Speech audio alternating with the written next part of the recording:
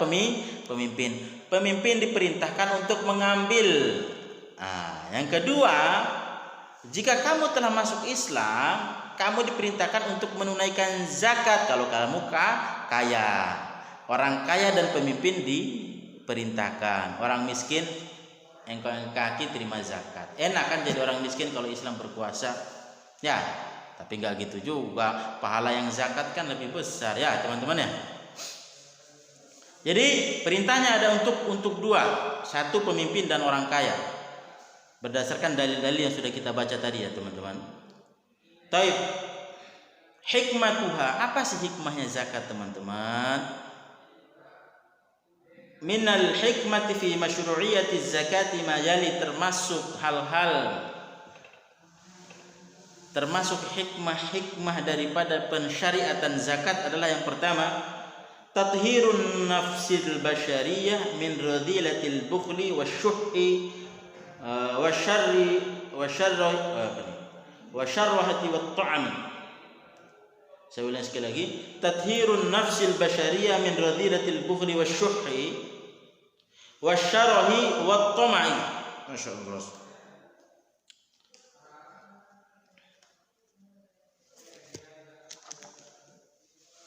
Tathhirun nafsil basyariyah, membersihkan jiwa manusia, min radhilatil bukhli, dari buruknya, dari hinanya kekikiran,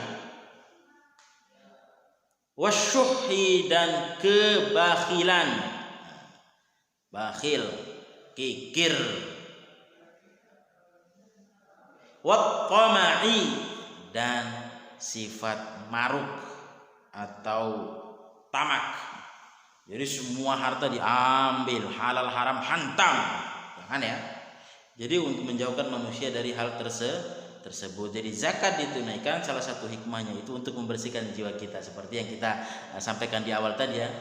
Tutahhiruhum wa tuzakkihim biha, dalam surat At-Taubah ayat 103. Itu yang pertama. Yang kedua adalah musawatul fuqara'i wa saddu hajatil mu'awwizina wal bu'asa wal mahrumin, menolong para fakir miskin dan mencukupi kebutuhan orang-orang yang miskin, baik yang minta ataupun tidak teman-teman. Jadi ada dua tipe ternyata orang miskin tuh.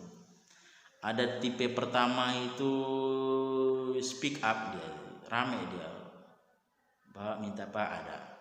Kemudian ada yang diam aja, malu dan lain sebagainya. Nah, jadi dua orang ini harus terpenuhi, jangan yang minta saja. Ya. Jangan yang minta saja, tapi yang tidak minta juga mendapatkan harta zakat.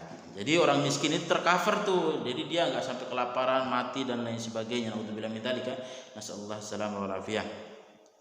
Kemudian yang ketiga adalah iqamatul masalihil ammah, membangun kemaslahatan umum. Iqamah, membangun al-masalihi, kemaslahatan al-'amah umum, allati tatawaqqafu 'alaiha hayatul ummati wa sa'adatuha, sebagai sarana kehidupan dan kebahagiaan bermasyarakat. Kalau seandainya masyarakatnya semuanya bahagia, enggak ada cerita pencurian nanti ya, enggak ada cerita pembegalan ya, enggak ada cerita tipu menipu nanti ya. Zaman sekarang itu karena mungkin orang melalaikan zakat, sesama saudara aja tipu-tipu, sama santri tipu-tipu, sama teman tipu menipu. Ya, mungkin kita melalaikan syariat zakat, sudah punya harta nggak pernah diperiksa udah wajib zakat atau belum. Kenapa Gunawan? Gunawan Goib. Tahdidu min at-tadakhumil amwali 'inda al-aghniya'i wa bi aidi at-tujjari wal muhtarifin kay la tuhsara al-amwalu fi ta'ifatin mahdudatin aw takuna dulatan bainal aghniya. Membatasi pembengkakan, dakham, besar, gede lah kayaknya. Membatasi pembengkakan kekayaan yang hanya dikuasai oleh para konglomerat. Indal agniya, agniya ini goniyani agniya, konglomerat, jutawan atau ratusan jutawan atau miliaran atau miliarder. Kalau bahasa ini bilioner. Membatasi kekayaan tertumpuk pada satu orang saja, satu konglomerat atau bisnismen atau orang-orang kaya yang dagang aja yang kaya-kaya. Dan golongan pekerja. Orang yang nggak cacat itu kerja dia. Ada yang cacat nggak bisa kerja, gimana dapat rezekinya? Dari zakat dan lain sebagainya. Tujuannya adalah agar harta tidak terkumpul kepada atau di dalam golongan tertentu atau dimonopoli oleh orang kaya semata. Jadi syariat zakat ini masalahnya sangat besar, teman-teman. Masya Allah, masya Allah. Syariat Islam itu sangat indah, sangat nikmat, masya Allah, masya Allah. Jadi belajar Islam itu semakin yakin dengan kebenaran Islamnya. Nah, itu sudah kita ketahui zakat hukumnya apa, ya. Kemudian hikmahnya apa, dalilnya apa, dan lain sebagainya. Sekarang apa kira-kira hukuman bagi orang yang menolak zakat? Nah, apa kira-kira hukumannya teman-teman? Apa hukuman bagi orang-orang yang menolak zakat? Udah ngumpulin uang banyak, paksa orang kerja, memperkaya diri sendiri. Kalau sudah harta terkumpul malas keluarin untuk zakat. Hukmu mani'iha, hukum bagi orang yang menolak atau enggan membayar zakat. Man mana'a zakata jahidan li faridatiha kafara. Barang siapa yang enggan menunaikan zakat karena membangkang terhadap perintah Allah, jahada, jahidan, menolak, membangkang, enggan terhadap perintah Allah, bukan karena kikir ya, enggan, nggak mau terima perintah Allah. Mungkin orangnya biasa memberi tapi nggak mau zakat, nggak mau zakat. Suka ngasih apa tapi dia menolak syariat zakat dan sebagainya, maka dia kafir. Jadi menolak perintah Allah Subhanahu wa taala. Barang siapa yang enggan menunaikannya karena pelit, wa man mana'a bukhlan ma'a iqrarihi biwujubiha, barang siapa yang menolak karena pelit bersamaan dengan itu pun dia meyakini bahwa wajib zakat tersebut, maka hukumnya dia itu berdosa, teman-teman. Dosanya gede tahu, besar dosanya teman-teman.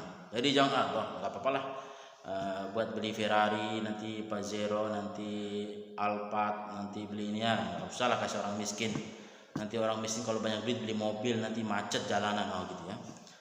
Jadi dosa lah dia pokoknya. Jika ada orang seperti itu, maka hartanya diambil secara paksa dengan nilai zakat, teman-teman. Jika dia menolak untuk diambil paksa hartanya, maka dia diperangi sebagaimana yang dilakukan oleh Abu Bakar As-Siddiq. Ini masih ada nggak sih orang-orang ini? Apa orang-orang sudah gaib? Hal antum ghaibun.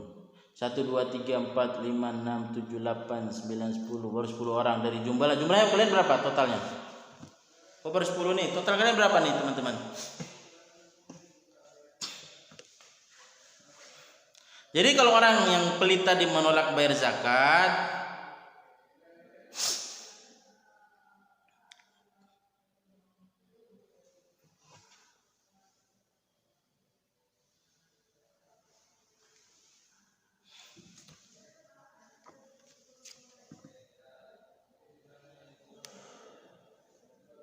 ngelek tadi suaranya putus-putus tat.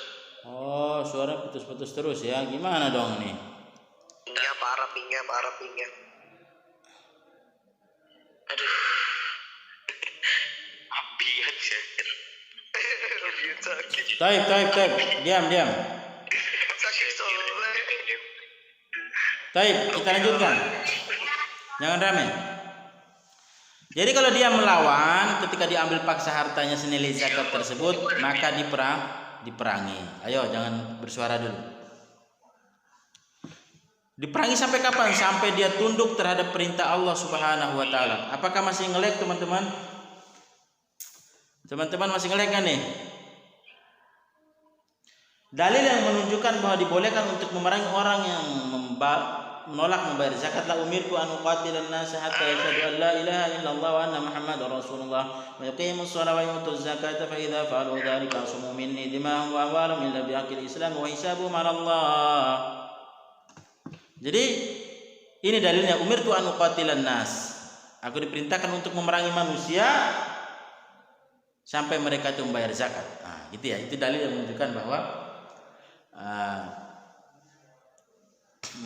bahwa bayar zakat itu wajib. Jika dia tidak yakin terhadap perintah Allah tersebut walaupun dia muslim, maka dia berubah menjadi statusnya menjadi orang non muslim. Nah, kalau dia itu tidak bayar zakat karena kikir, bakhil, medit, maka dia berdosa. Nah, kemudian hartanya diambil paksa senilai zakat. Kemudian kalau menolak, melawan karena dia punya buruh banyak, maka diperangi sampai dia tunduk terhadap kekuasaan Allah Subhanahu wa taala. Fahimtum? Nah, ini yang tercantum di dalam hadisnya, teman-teman ya. Ini tercantum dalam hadisnya. Dan prakteknya Abu Bakar memerangi orang yang menolak zakat. Mereka memberi zakat di zaman Nabi, tapi ketika Nabi wafat mereka nggak mau ngasih zakat lagi. Fahimtum? Sekarang nih teman-teman, harta apa saja sih yang dizakatkan? Apakah mainan-mainan saya waktu kecil itu wajib dizakati atau enggak? Misalnya ya, atau motor bebek orang tua saya itu wajib dizakati atau enggak? Atau rumah saya ini wajib dizakati atau enggak? Atau apa aja sih harta yang diwajibkan untuk dizakati, teman-teman ya? Yang pertama, an-naqdani yaitu mata uang emas dan perak. Emas dan perak. Az-zahabu wal fiddatu, az-zahabu emas, wal fiddatu dan perak. Jadi dua ini. Kamu punya emas ya? Siapa yang punya emas? Siapa yang punya emas? Enggak ada ya? Enggak punya kakak kalian ya? Ada. Enggak punya kakak laki-laki ya? Mas siapa misalnya? Mas Gunawan atau Mas siapa gitu. Mata uang yang dimaksud adalah emas dan perak, baik barang-barang perdagangan yang sepadan dengan keduanya, serta logam mulia dan harta terpendam yang semisal dengannya, dan uang kertas yang menggantikan posisi keduanya. Ini berdasarkan firman Allah Subhanahu wa taala, "Walladzina yaknizuna adh-dhahaba wal fiddata wa la yunfikunaha fi sabilillahi fabashshirhum bi'adzabin alim." Dan orang-orang yang menyimpan emas dan perak serta tidak menginfakkannya di jalan Allah, maka berikanlah kabar gembira kepada mereka bahwa mereka akan mendapatkan azab yang pedih. Dalil ini yang menunjukkan bahwa emas dan perak itu zakati.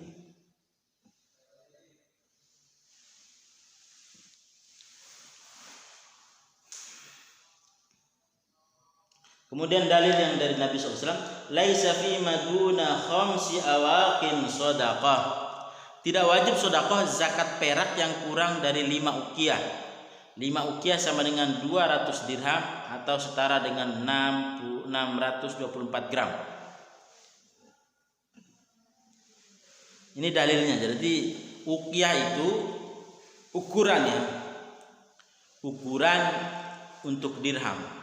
5 uqiyah itu sama dengan 200 dirham. Nabi pernah bersabda, laisa fi maduna khamsati awaqin shadaqah. Jadi pada zaman Nabi itu ada istilah-istilah tertentu menunjukkan misalnya 15 sapi disebut apa gitu, atau 200 kolam disebut apa. Ada istilah-istilah khususnya.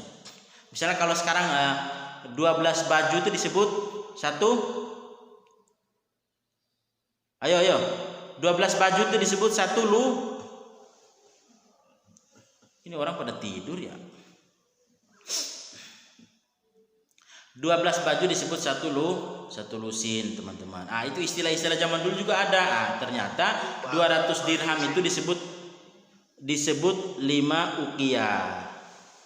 200 dirham disebut 5 uqiyah. Ini jenis perak ya. Ini dirham ya. Kalau perak, kalau emas itu disebutnya dinar. Taib. Itu yang pertama ya. Yaitu emas dan perak zakati. Kemudian yang kedua hewan ternak yang disebut dengan al-an'am. Di kitab-kitab lain disebut al-mawashi. Jadi al-an'am ya al-ibilu wal baqaru wal ghanam. Adapun al-an'am adalah dari jenis onta, sapi dan kambing, teman-teman. Ini udah jam berapa nih? Oh, masih setengah jam lagi. Dari hewan ternak maksud hewan ternak adalah onta, sapi dan kambing. Berdasarkan firman Allah Subhanahu wa taala, "Ya ayyuhalladzina amanu anfiqu min thayyibati ma kasabtum." Wahai orang-orang yang beriman, infakkanlah sebagian dari hasil usahamu yang baik-baik. Hasil usaha kita kan kadang kambing, kadang sapi, kadang onta ya. Orang Arab onta, sapi, kambing semuanya mereka usaha. Kalau kita sapi sama kambing aja. Di sini onta belum ada yang bisa ternak. Allah alam bisawab ya, gimana caranya?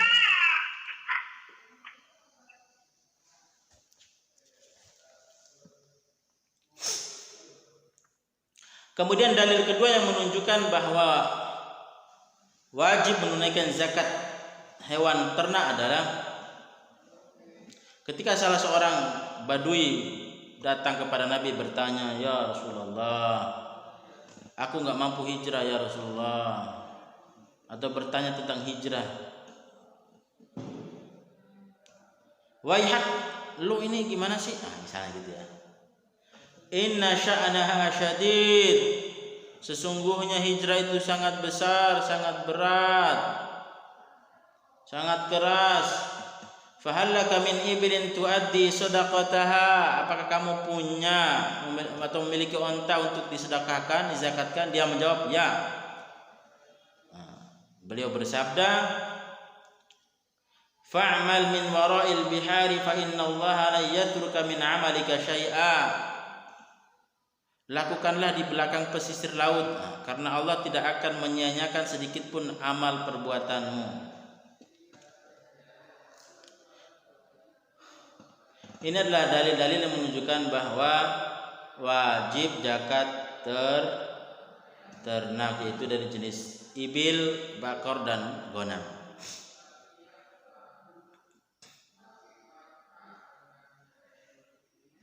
Dan Rasulullah SAW bersabda, "Walladzi la ilaha ghairuhu ma min rajulin takunu lahu ibilun aw bakarun aw ghanamun la yu'addi zakataha illa utiya biha yaumal qiyamati a'dhama ma takunu aw asmanahu tata'uhu bi akhfafiha wa tanhatuhu bi quruniha kullama jazat ukhraha ruddat alaihi ulaha hatta yuqda bainan nasi." Demi Allah yang tiada ilah selainnya, setiap orang yang memiliki onta, sapi atau kambing namun tidak mengeluarkan zakatnya, pastilah pada hari kiamat dia akan didatangi hewan-hewan zakat tadi dengan ukuran yang lebih besar dan gemuk, yang akan menginjak-injak dengan tapalnya atau kakinya dan yang akan menyeruduk dengan tanduknya setiap kali selesai zakat tadi, hewan tadi menyiksanya, dikembalikan kepada hewan pertama sampai dia diadili di tengah manusia. Disiksa terus hewan-hewan yang dia tidak keluarkan untuk zakat. Oh benar, berat berarti ya. Berat. Nanti kalau seandainya kambing berubah besar seperti badak gimana? Sapi berubah besar.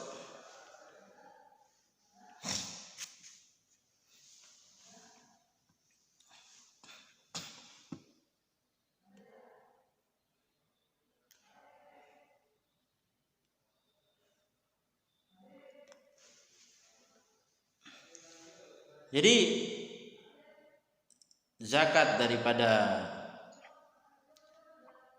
binatang ternak dari jenis onta, sapi dan kambing ini suatu kewajiban bagi kita untuk dikeluarkan, teman-teman.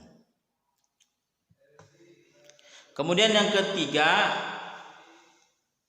barang-barang yang akan dizakati adalah hasil tumbuhan dan biji-bijian, teman-teman. Al-thamaru wal hububu Al-hubub hiya kullu muddakharin muqtatin min qamhin wa sya'in wa fulin wa khammasin wa julbanatin wa luwibaya'a wa adasin wa dhurratin wa sultin wa aruzzin wa nahwiha. Biji-bijian adalah bahan pangan berbentuk bulir-bulir kecil seperti gandum, jawawut, kacang brul, kacang hims, julbanah, kacang-kacang kasar, kacang polong, adas, jagung, beras, dan yang semisalnya. Tuh, banyak kan? Pokoknya yang bisa disimpan lah. Yang bisa disimpan lah.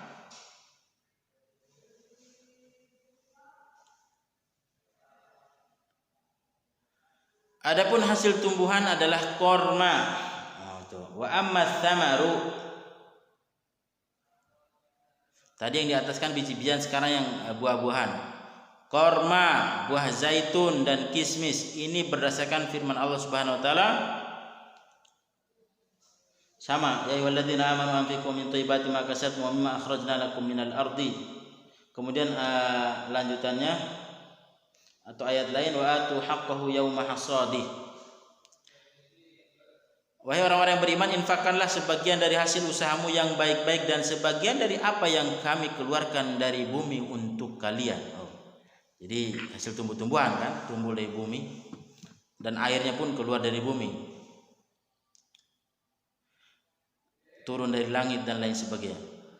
Kemudian firman Allah Subhanahu wa taala, wa atu haqqahu yauma hasadi, dan berikanlah haknya, zakatnya pada waktu hasil atau waktu memetik hasilnya.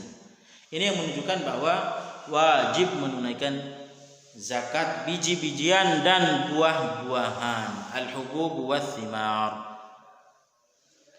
Yang biji-bijian itu yang bisa dimakan dan lama disimpan.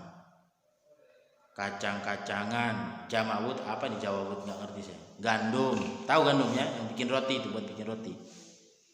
Tahu kan? Ya. Kemudian korma, buah zaitun dan kismis. Walaysa fi maduna khamsi awsuqin shadaqatun. Awakin atau auqiyatun itu untuk perak. Kemudian awsuqin ini untuk buah-buahan ya. Tidak wajib sedekah zakat atas buah-buahan yang kurang dari 5 wasak. 5 wasak itu berapa teman-teman? 5 wasak adalah 300 sok. 300 sok sama dengan 691,2 kg. Satu sok itu biasanya 4 kali beginian. Satu sok itu 4 kali begini. Kita ambil biji-bijiannya atau buah-buahannya, kita ambil 4 kali begini, itu disebut satu sok. Nah, tinggal kalikan itu 300 sok sama dengan berapa? 300 kali 4 berapa jadinya? Tapi begitu pula sabdanya,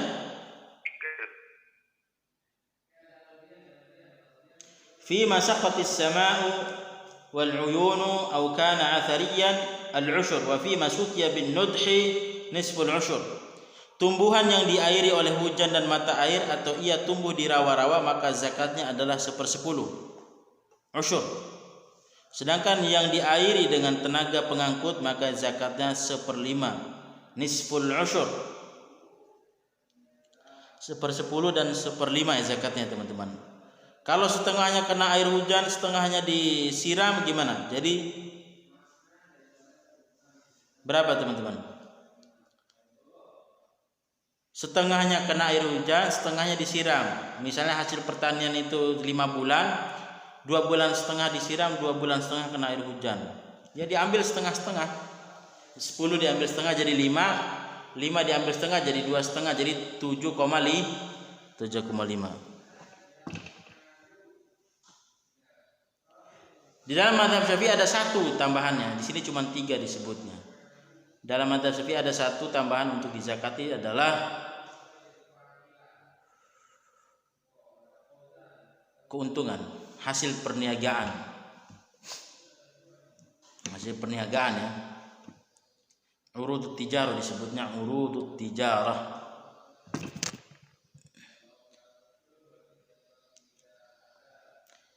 Harta benda yang tidak dizakatkan. Harta-harta yang tidak dizakatkan adalah hamba sahaya. kuda bighal atau hasil perkawinan kuda dan keldai. Dan keldainya sendiri tidak dizakati. Laisa 'alal 'abdi fi farasihi wa gulamihi shadaqatun. Tidak wajib bersedekah berzakat bagi seseorang atas hamba sahaya dan kuda yang dimilikinya. Jadi kan para ulama kan berbeda pendapat, teman-teman. Ini hamba sahaya, budak itu dikiaskan ke benda yang bisa diperjualbelikan atau dikiaskan ke manusia. Nah, begitu teman-teman. Karena ada kejadian di zaman dahulu, dia harus ada hukumnya dong. Kan hilangnya perbudakan tinggal setahun berapa gitu. Di zamannya sebelum Nabi sudah ada perbudakan, setelah Nabi juga Nabi SAW menganjurkan untuk membebaskan budak. Karena masih berlakunya hal tersebut adalah hukum-hukum berkaitan dengan perbudakan. Jadi kalau tidak ada hukumnya gimana nanti teman-teman? Kalau kita sekarang mikirnya ini ajaran Islam kok memperbolehkan budak? Tidak. Pada saat itu masih ada keyakinan manusia berkaitan dengan budak. Islam harusnya kan mengakomodir pemahaman itu. Harus bisa menyelesaikan permasalahan pada saat itu. Mereka menganggap budak itu bisa diperjualbelikan. Gimana sih yang benar, apakah budak bisa diperjualbelikan? Kalau seandainya budak diperjualbelikan seperti benda, oh berarti ada zakatnya dong, karena benda dia kan bisa menghasilkan uang lagi. Nah, ternyata pendapat yang kuat lah masih dikiaskan seperti manusia sehingga tidak dizakati. Dan kuda tidak dizakati. Jadi ini hewan benda-benda yang tidak dizakati atau harta yang tidak mencapai nisab. Jadi nisab itu adalah ada ketentuan khusus di benda-benda yang dizakati. Misal emas itu berapa gram, perak berapa gram misalnya. Kemudian tadi yang disebut khamsa awakin itu 5 uqiyah 200 dirham. Tidak ada zakatnya kalau 200 dirham, teman-teman. Disebutkan laisa fi maduna khamsati awakin shadaqah. Tidak wajib sedekah. Nah, berarti batas maksimalnya, minimal boleh zakat ya. Perak yang kurang dari 5 uqiyah atau 200 dirham atau 624 gram. Kalau belum memenuhi nisab, maka tidak wajib zakat. Buah-buahan dan sayur-sayuran tidak wajib zakat karena tidak ada satu hadis pun yang menyebutkan bahwa Rasulullah SAW mengambil zakat darinya. Hanya saja dianjurkan untuk memberikan sebagian hasilnya kepada fakir miskin atau tetangga berdasarkan keumuman firman Allah Subhanahu wa taala, ya ayyuhalladzina amanu anfiqu mimma kasabtum min thayyibati ma kasabtum wa mimma akhrajna lakum minal ardi. Hai orang-orang beriman, infakkanlah sebagian hasil usaha kalian yang baik-baik dan sebagian dari apa yang kami keluarkan dari bumi untuk kalian. Perhiasan perempuan, al-huli kalau disebut dalam kitab fikih. Apabila hanya diniatkan sebagai hiasan, sebab jika diniatkan sebagai perhiasan sekaligus barang simpanan ketika dibutuhkan maka ia wajib dizakatkan. Jadi apabila diniatkan sebagai hiasan aja ya, dipakai di tangan, di kalung, di telinga dan lain sebagainya. Kalau diniatkan untuk barang simpanan maka suatu waktu akan dipakai jika dibutuhkan maka wajib dizakati. Saya mau beli ini nih emas antam lah gitu kan, disimpan itu kan, maka ada zakatnya. Yang tidak dizakati batu mulia seperti zamrud, yakut, mutiara dan seluruh intan permata. Tidak ada zakatnya itu. Dikecualikan apabila digunakan dalam perdagangan maka dia wajib zakat karena nilai alat tukar. Jadi kalau dipakai buat berdagang dan lain sebagainya maka jadi wajib. Kalau tidak dipakai sebagai hiasan saja, ditempel di dinding, ditaruh di depan hidung, ya tidak ada zakatnya. Di yang menurut alat tukar selain dinar dan dirham yang diperbolehkan bukan untuk jual beli seperti kapas dan yang semisalnya. Begitu pula rumah, bangunan dan kendaraan maka tidak wajib dizakatkan sebab dalam syariat tidak ada hadis tentangnya. Berarti rumah, kendaraan, motor bapak saya, pintu bapak saya, rumah bapak saya tidak wajib dizakat, tidak wajib dizakati. Teman-teman ada pertanyaan? Taib itu adalah hal-hal yang berkaitan dengan zakat. Insyaallah selanjutnya pelajaran selanjutnya kita akan bahas syarat-syarat nisab zakat dan jumlah yang wajib dikeluarkan.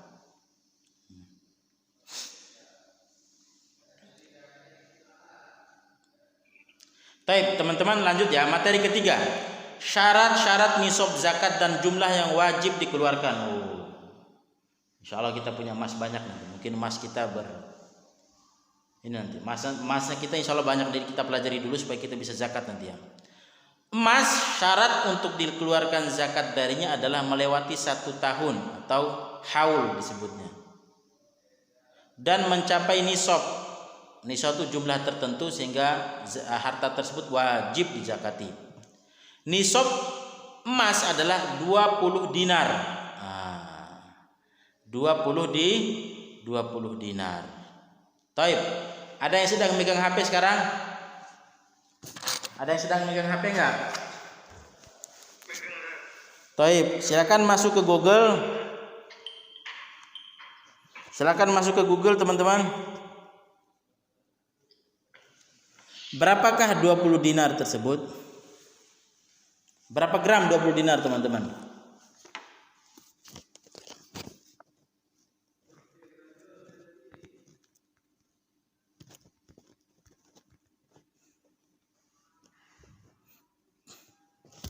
Ayo, berapa gram kira-kira? Cepat, saya udah nemu siapa? Cepat. 20 dinar sama dengan berapa gram emas? Ayo teman-teman. 85 gram. Taib. Cari 1 gram berapa rupiah? 1 gram berapa rupiah? Biasanya Google tuh update. 1 gram emas berapa rupiah? Atau tulis berapa harga 1 gram emas sekarang? Atau tulis saya pengen beli emas 1 gram berapa harganya? Itu tulisnya begitu ya. Ini harga emas ukuran 1 gram dibanderol 1.017.000 sekarang ya. Terus yang lain berapa? 1 juta. Terus yang lain tulis ya emas gitu, emas. Apa lagi? Berapa? 1 juta berarti ya. Berarti kalau 85 gram berapa totalnya? 85 juta. Ada yang punya uang 85 juta sekarang? Enggak ada gitu ya. Insya Allah ya. Jadi kalau sudah 85 juta, ada punya emas 85 gram, maka dihitung kapan dia mulai punya, dan tahun depan di tanggal yang sama dengan hitungan bulan Komariah. Hitungannya bulan Komariah teman-temannya, bukan bulan Syamsiah ya, untuk zakat ya. Jadi baru dikeluarkan zakatnya. Misalnya tanggal berapa sekarang? Saya nggak bawa jam tadi. Anggaplah sekarang tanggal berapa lah? 1 Syawal. Anggaplah sekarang 1 Syawal. Dia periksa ternyata emasnya 85 gram atau 20 dinar. Di 1 Syawal tahun depan masih itu dalam jumlah yang sama, maka dia keluarkan zakatnya 2,5%. 2,5%. 85 juta, berapakah 2,5%-nya? Hah? Berapa? Siapa yang bisa ngitung?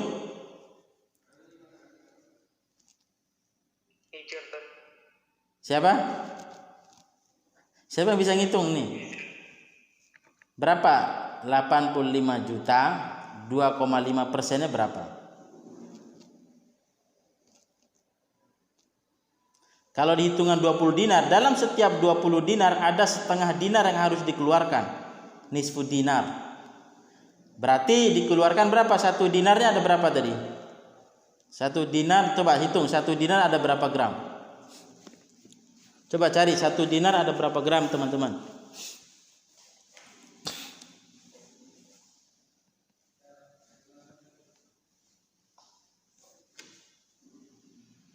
Satu dinar 4,25 gram dan 4,25 gram. Coba dibagi 2 tuh 4, berapa tadi? 4, berapa? 25 ya? Dibagi 2.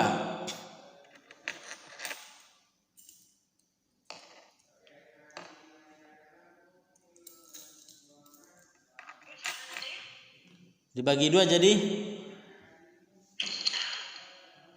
Jadi 2,125. nah, jadi 2 gram, 125 itu dikeluarkan ya. 2 gram kalau punya. Nah, kalau jumlahnya uang berarti kalikan itu 2 juta 100 berapa gitu? 125.000. Jadi kalau bentuknya uang berarti keluarkan 2 juta 125.000 ya. Iya benar. 2, berapa tadi? 125. 125 berarti 2 juta 125.000. Nah, itu zakatnya teman-teman ya. Itu hitungan kita sekilas saja ya. Nanti kalau hitungan serius mungkin bisa bisa lebih menemukan hal-hal yang lebih baru ya. Itu teman-temannya berkaitan dengan zakat emas.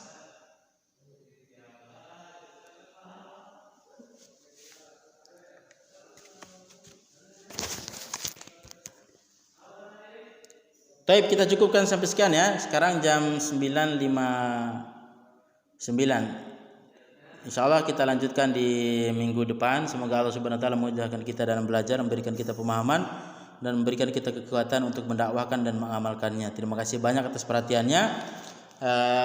Saya mau screenshot yang hadir. Semoga aja yang hadir banyak dan memperhatikan dan bisa paham dan bisa diamalkan supaya kita dapat pahalanya bareng-bareng. Masya Allah banyak kali yang gak hadir. Yang hadir cuma 6. Tadi lebih dari 6. Tolong ya yang hadir tadi terus yang gak masuk lagi dikabarkan ya untuk absen. Terima kasih banyak. Assalamualaikum warahmatullahi wabarakatuh.